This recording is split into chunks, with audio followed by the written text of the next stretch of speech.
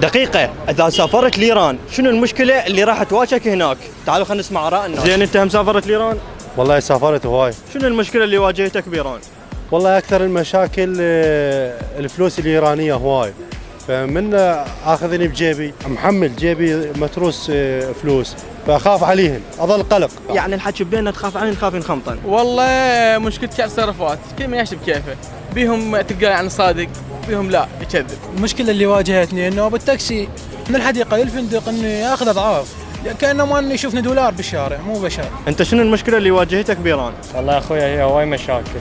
احد المواقف دفع الدبل حق تذكرة قطار وبالمكتب يقول له خوش عموله. يشوف رأي الولد هسه. زين أنت من رحت لإيران همين كل هاي المصايب واجهتك؟ لا طبعا اكيد استخدمت نيو كاش من اول يوم، اكلت شربت طلعت اخذت سياره كلها من محفظه نيو كاش. معقولة؟ زين والدفع؟ الدفع بكل سهوله. محفظه نيو كاش تشتغل بكل ايران كبسه زر.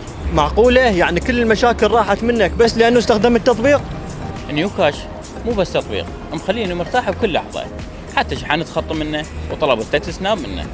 دعاء الأهل يحميك ونيو كاش راح يسهل لك السفرة. حمل الآن وخليك مرتاح وين ما رحت.